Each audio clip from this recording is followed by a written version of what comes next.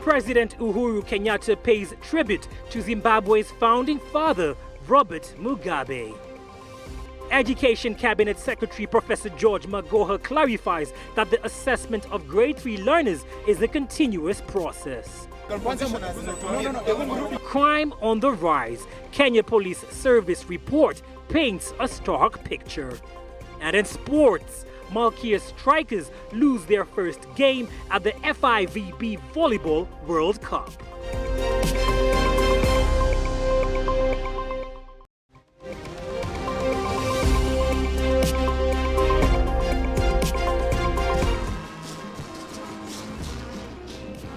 President Uhuru Kenyatta pays tribute to Zimbabwe's founding father, Robert Mugabe. Education Cabinet Secretary Professor George Magoha clarifies that the assessment of grade 3 learners is a continuous process. Crime on the rise. Kenya Police Service report paints a stark picture. And in sports, Malkia strikers lose their first game at the FIVB Volleyball World Cup.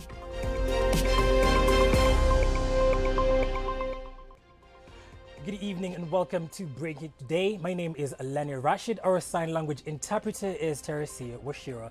National security is pivotal to the Big Four agenda and is one of the pillars required for long-term investment and sustenance of existing ventures, according to the 2018 crime report by the Kenya Police Service that was released yesterday. That was released yesterday. Security remains a key challenge to the country as crime cases continue to increase and is also projected to rise even in 2020. The Kenya Police Service recent report indicates that major drivers of crimes in Kenya are terrorism, domestic violence, cattle rustling, and border disputes, among others. The report further states that Al-Shabaab militants continue to be a security threat in the northeastern and south coast regions of the country, owing to the proximity of these areas to Somalia, which is their main hideout. Ambush on security camps and planting of improvised explosive devices along Maram roads used by security officers on patrol were the main tactics used to carry out many of those attacks. In the period under review, a total of 65 officers lost their lives in the line of duty. Terrorism accounted for 35%, which were recorded in the counties of Wajir and Garissa. This was as a result of attacks targeting police facilities and police officers on patrols. Other causes of insecurity in the country, according to Kenya Police, is the issue of cattle rustling, mainly due to competition for grazing resources, boundary disputes, negative politics, and outdated cultural practices. In the year under review, over 2,000 aliens and undocumented number of immigrants were arrested all over the country. The highest number of those arrested were Tanzanians and Ethiopians, who accounted for more than 40%. As the country continues to face challenges of making her borders impermeable, cross-border crime remains to be a challenge. Kibish in Turkana County emerged as a hotspot for such incidents. Safi Godana Mamo, Switch TV. An estimated 2,400 people have died from road accidents since the start of this year, as compared to 2,100 people who lost their lives last year. This is according to Traffic Police Commandant Samuel Kimaru, who says 945 of them were pedestrians, while 51 of them were bicycle riders. Kimaru has therefore urged road users to adhere to traffic rules and regulations in order to curb the high number of road accidents. Speaking during a forum to sensitize border riders and motor vehicle drivers in Isiolo town on the importance of roads, Kimaru revealed that 4,544 people have been left crippled or maimed since the start of this year, as compared to 3,091 last year. Wale wanaumia zaidi ni watu wa kutembea kwa miguu na kuvuka barabara na kugongwa na pikipiki na kugongwa na gari, kugongwa na lori. He said the main cause of road accidents are lack of knowledge and skills, whereby a number of road users, especially drivers, do not attend driving schools to acquire the necessary knowledge, and recklessness. Tuende driving school.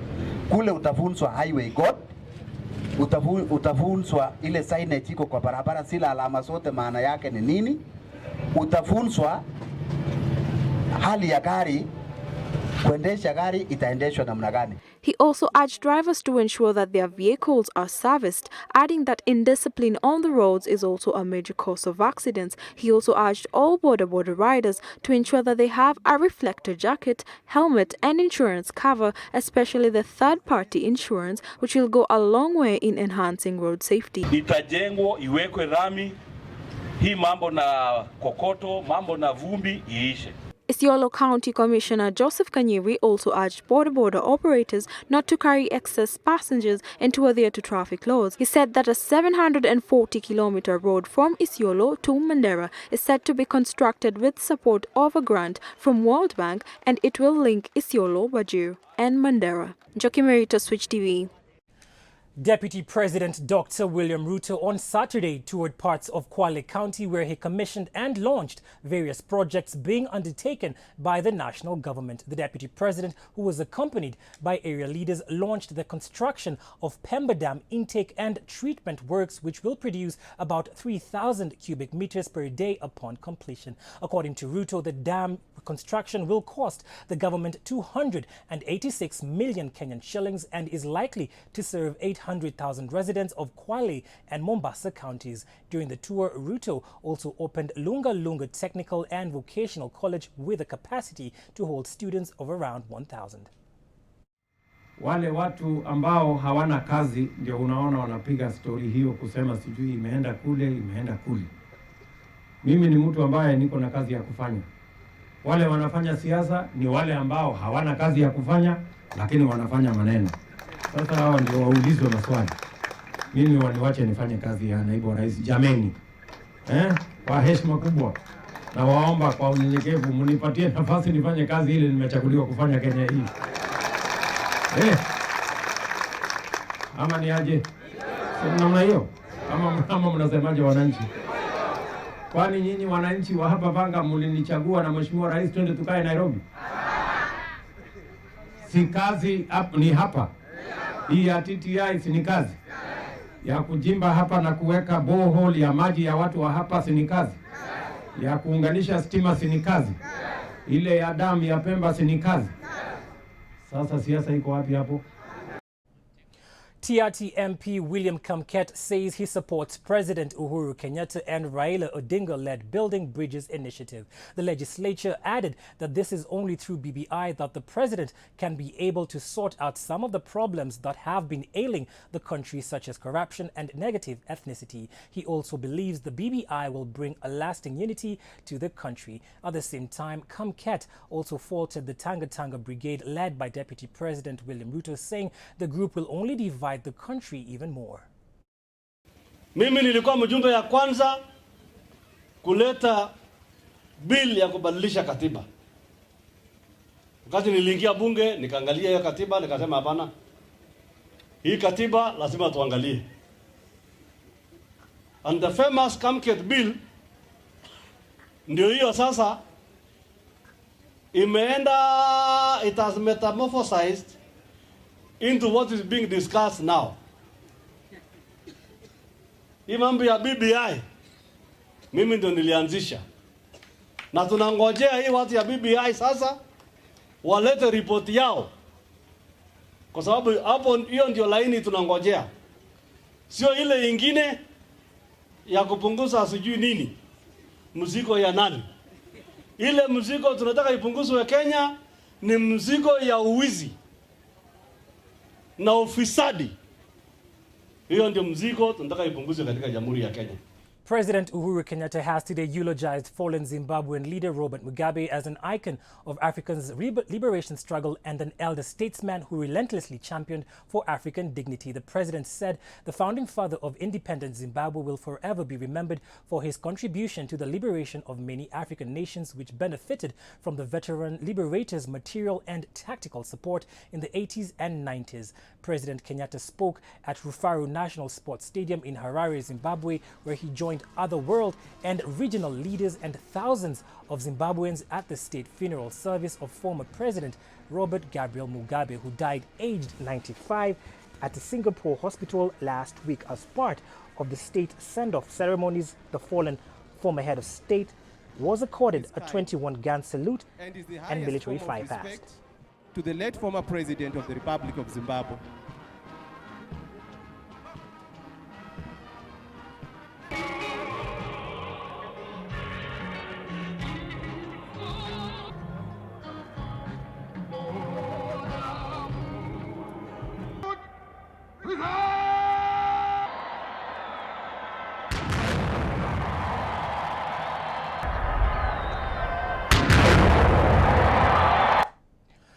Even as Cabinet Secretary for Education Professor George Magoha clarified that the assessment of grade 3 learners is a continuous process that will go on until the end of the term, the pupils at Al Nasuru Primary School are part of the 1.3 million learners preparing through revision. Yasmin Hamdan Harub with more. At Al Nasaru Primary School, the grade 3 learners are full of excitement as they await their continuous assessment test. Teachers here are not leaving anything to chance as they prepare our learners to undertake integrated subjects that are quite engaging, like cleaning markets in their localities, hygiene and nutrition. Tom Nyambeka, head teacher at Al Nasaru Primary School, says their pupils are ready for the evaluation test, which according to Education Cabinet Secretary Professor Magoha, it is a continuous process that will go until the end of the term. Kufikia sasa hivi wanafunzi wetu tumewaelekeza na hata kuwapatia ratiba ya mtihani huu ambao unaanza Jumatatu. According to Nyambeka, learners without birth certificates have been locked out of the assessment. Baadhi ya wanafunzi ambao bado hawajapata vyeti vyao vya kuzaliwa kuniradhi. Sasa katika harakati hizo za wazazi kuenda kutafuta vyeti hivyo, wengine walichelewa kuwasajilisha watoto wao. Kwa hiyo inawalazimu kwamba wale watoto waweze kurudia katika grade ya pili. Sincerely speaking, we were ambushed, but the good thing is that we were prepared. We were prepared as from May that there will be an exam. Professor Magoha, however, while speaking at Joytown Special School in Thika on Friday, when conducting the pre-monitoring of the national examination and classroom observation of delivery of the competency-based curriculum, said the assessment is only meant to establish whether the learners have exceeded, met or failed to meet expectation to enable teachers identify areas to focus on the benefit of the children. After the assessment, the scoring sheet will be uploaded by the head teacher on the Kenya National Examination Council website. Experts at the council will analyze the scores and give feedback to stakeholders such as Teacher Service Commission to help train teachers and Kenya Institute of Curriculum Development to assess the effectiveness of the curriculum and make amendments if necessary. Kenya National Examination Council has since clarified that there will be no supervisors or invigilator during the assessment and will be only administered by class teachers. There will be no timetable and all grade 3 children will join grade 4. This is not an exam. The game here is to empower the child to be skilled. Get your mind out of the examination mode, because I think that is what is causing the problem. Ahead of the grade 3 assessment that is set to take place on Monday next week, here at Al Nasaru Primary School, grade 3 pupils believe that they are ready to sit in for their first national examination under the CBC system. Yasmin Hamdan Harub, Switch TV. That story by Yasmin brings us to a break. We'll be right back after these messages. Keep it switch.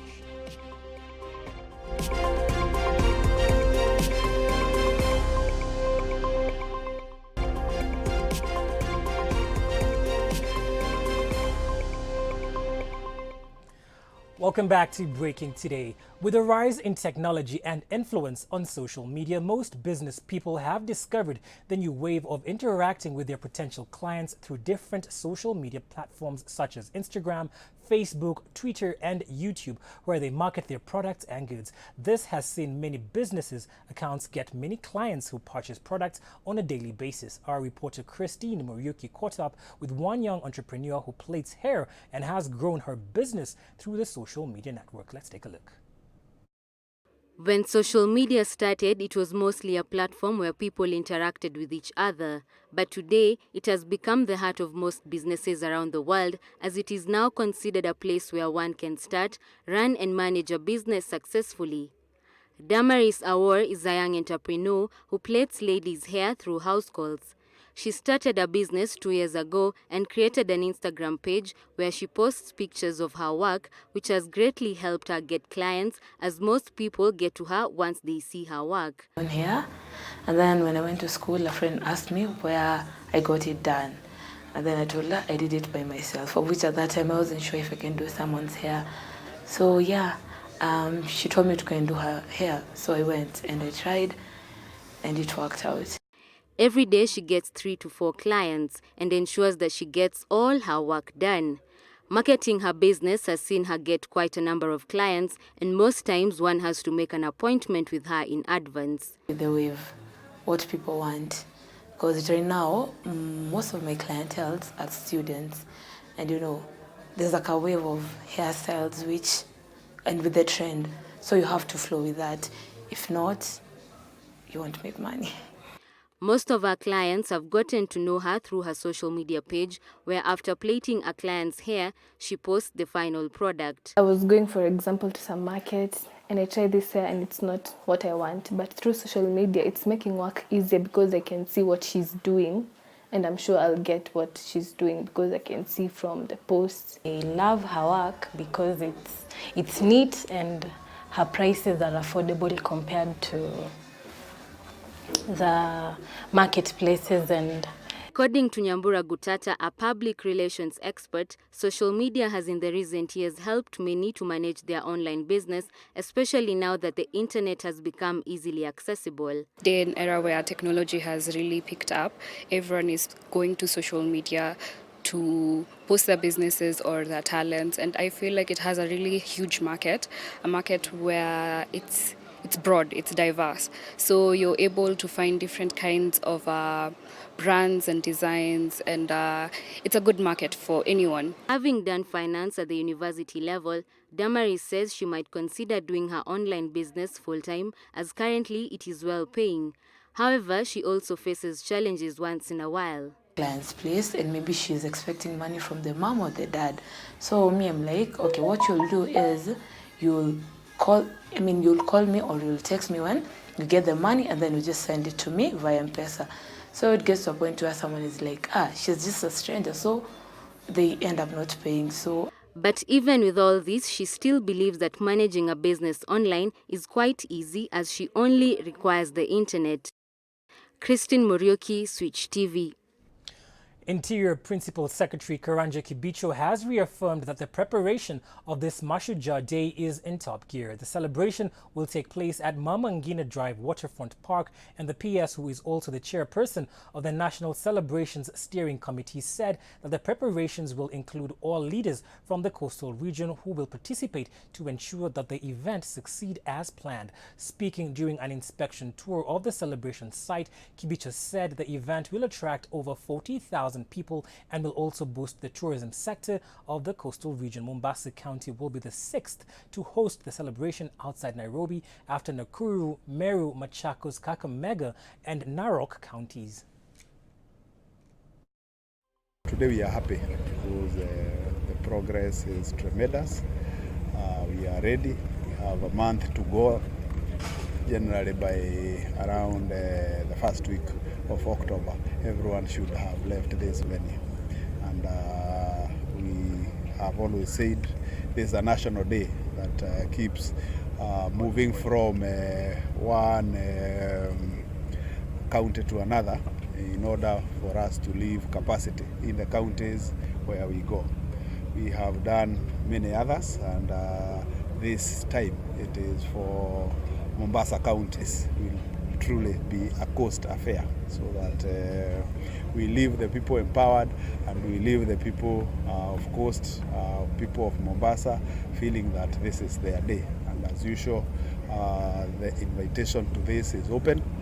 Nobody is invited by card. It's open. Blaze by Safaricom on Saturday hosted the first Be Your Own Boss Summit in the Rift region at the University of Kabianga in Kericho County. The summit saw over 2,500 youth from the region and its environs engage and learn from the Blaze partners and mentors. The summit comes 3 weeks after the conclusion of the Coast Region Summits, which were preceded by engagements in the Western region. So far, over 13,000 youth have been engaged in summits in Kakamega, Kisii, Kisumu, Mariakani, Kilifi, and Mombasa. Beautiful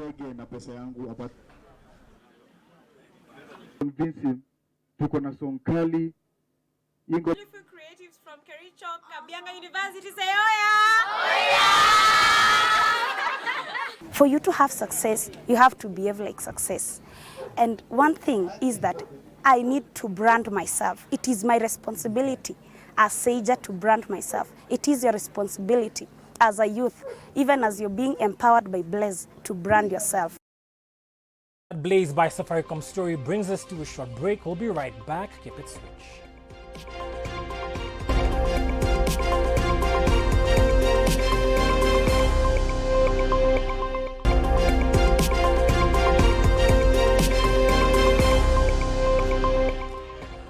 Welcome back to Breaking Today. A goal each from Abdallah Hassan and Yema Mwana helped Bandari FC secure a 2-0 win over Tunisia's US Ben Garden in the second round of their CAF Confederations Cup match played at the Kasarani Stadium on Saturday. Mwana scored the opener in the 70th minute to give Bandari the lead before Abdallah Hassan doubled for the Dockers 4 minutes later. The return leg is slated for the 27th of September away in Tunisia.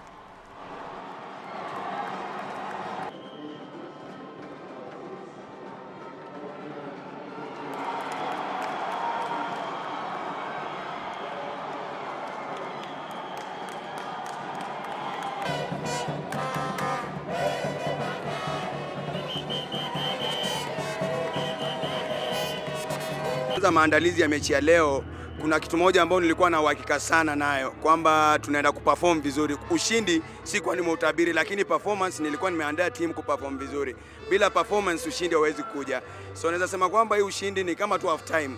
Bado tuna kazi kubwa sana kule Tunis. Mmeona ni watu ambao wako technical, wako vizuri sana in terms of possession. So I think sasa hivi ni kuweka vichwa vyetu, hatuendi kusherekea, bado kazi ni kubwa. Hii ni half time tu, tunaongoza bao 2. So nadhani lazima tukumbuke kwamba hata Alshandi walikuja hapa wakafikiri wamepita na tukaenda tukawatoa kule. So lazima niwakumbushe vijana wangu kwamba lazima tuende kule pia, kwanza tupite ndio turudi nyumbani kusherekea. Mchana wa leo hii wiki tumefanya mazoezi kuhusu tukiwacha watu wa Tunisia hawa wakianza kucheza watatufunga. Sasa kocha akatuambia tuwa press hapo mbele ndio tutapata bao za haraka, ndio second half wakaanza kuchoka Tunisia na tukapata hizo bao 2. Ni furaha kwangu kupata bao ya kwanza kwenye CAF Champions League, ndio mara yangu ya kwanza kurepresent Kenya, na morali hiyo hata tukienda kwao huko nitafunga bao.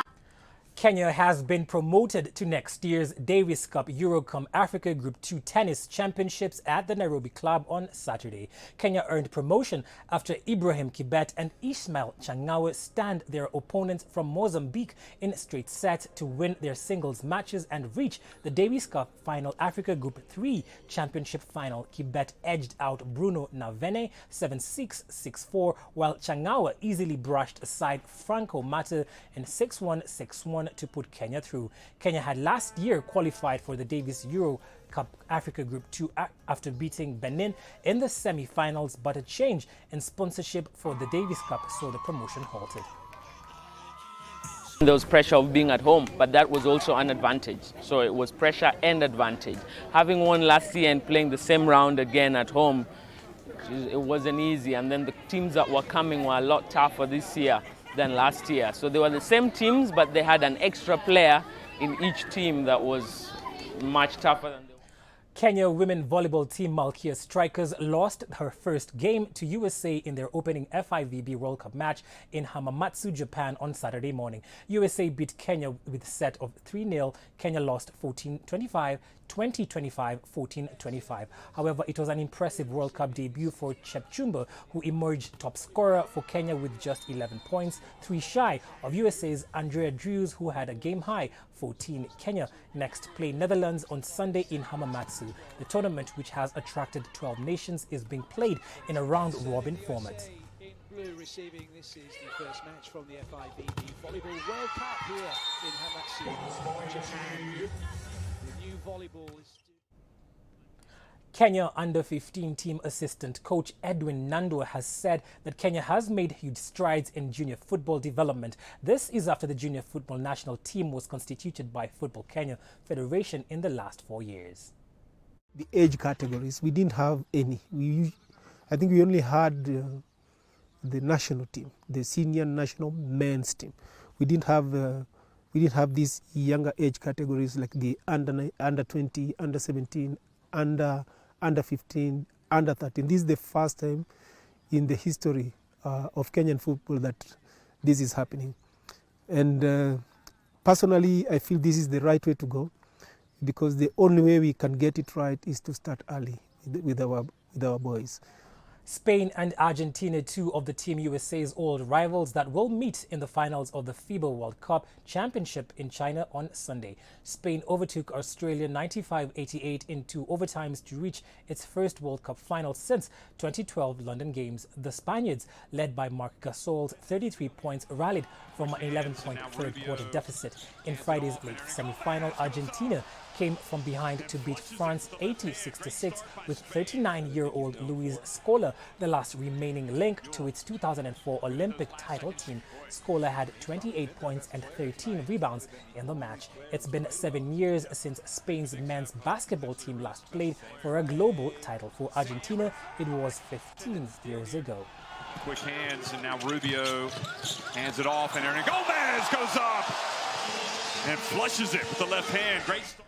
Sadio Mane scored twice as Liverpool came from behind to preserve their 100% straight start to the season with a 3-1 victory over Newcastle at Anfield. Newcastle took a shock early lead through Jethro Williams' powerful strike in the 7th minute, but Liverpool, who enjoyed 80% possession in the first half, turned things around before half-time with Mane scoring in the 28th and 40th minute. Mohamed Salah scored the third in the 72nd minute to the Reds, 5 points clear at the top of the EPL log.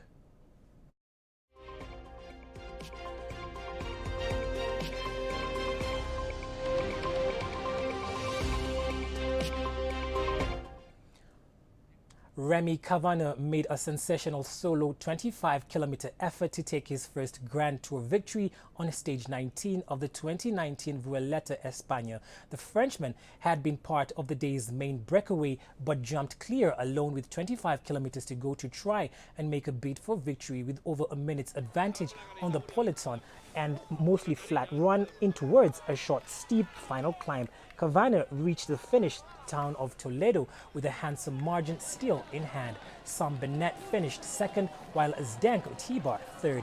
Belgian Philippe Gilbert was fourth, with Alejandro Valverde coming home fifth.